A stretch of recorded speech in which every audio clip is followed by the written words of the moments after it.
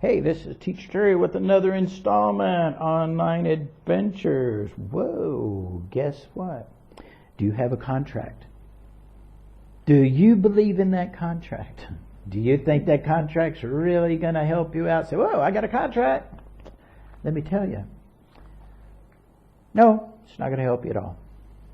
Nope, ain't going to happen. Number one, you can't sue a Chinese company in the United States.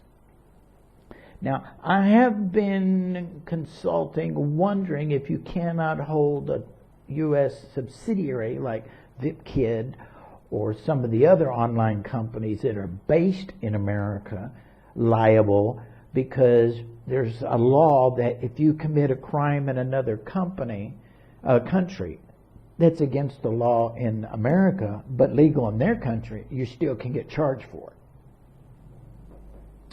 Kind of thinking there's a lot of mistruths being given. I think there's a lot of contract disputes being given. I think there's a lot of salaries not being paid. I really think there's a lot of issues that some people may look up, because in America you can go to court in America. Here's where you're going to have trouble. If you work for an online company in America or Canada, in the West, where their name and address is on it, you probably have legal recourse.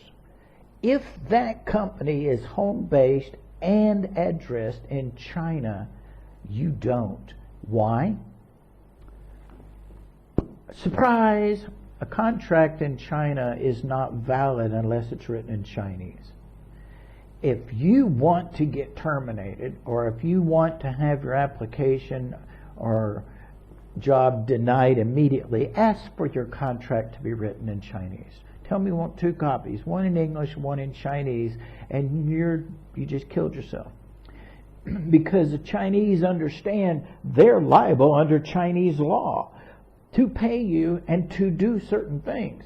But if they give you an English contract, it's not valid. It has no meaning whatsoever. I've worked for one company. It's probably the best company I've ever worked for. I enjoy them a lot. They've been great with me.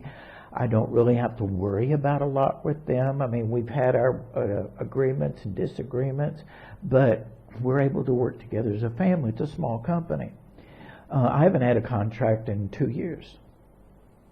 They did say there's going to be one coming this year. So these are things that you need to wonder about. One, if you do decide that you have the money and you want to come to China and you want to sue them, you have to have your contract translated in Chinese. That might work, but their name's not on it. It hasn't been signed and stamped by the company. It's just a translation. I'm not sure if that works or not. There is legal companies in China that will support and will defend you in a suit. I'm not sure, again, because this is the word that came back. Your contract wasn't in Chinese. So, can Chinese do anything they want to you? Yes, they can. Can Chinese keep them from paying you? Yes, they can. Can Chinese lie in their papers and say they'll pay this and pay something else? Yes, they can. Why? Because you can't do anything. You're going to fly over to China, you're going to file your case, and before they lose face and it gets public, you're going to have to stay in a hotel, you're going to have to pay for all your expenses, you're going to have to pay for all your meals, you're going to run out of money, you're going to come back, you're going to default on the time, you have to start all over. You see, you can't win with them. Online teaching, you need to be prepared. If it's a Western company, you've got some recourse. If it is a Chinese company, I'm sorry to tell you, you don't. You've got to have faith, you got to have trust. Luckily for me, I did work for 2 companies that were good. Now, I started out originally with the yellow shirted ones. That's why I have all these same colored shirts you see all the time. 51 Talk was the first company I worked for, and I loved them. I did. They had a great program. But they started tweaking their AC program. It started crashing all the time. Then there were some other issues and things. I don't know what happened. Then they changed their name 2 or 3 times, and it's just been crazy. Now, instead of paying native speakers, they've shifted all of their hiring to the Filipino teachers, and they're paying them just a smidgen of what they used to have to pay for North American native English speakers. I haven't heard much about them. I don't know what their market share is. I can't comment. I work for ABC right now. They're the ones that I'm the most concerned about. And I love them dearly. Unfortunately, I think they've made some bad business decisions that has affected them drastically, and I'm just hanging on wondering what's going to happen with them. They've been good to me. Some people will complain, but they were good to me in the days. Now there's just like zero communication. So we'll just have to wait to see what happens with them. I'm hopeful they'll continue because I'd like to stay.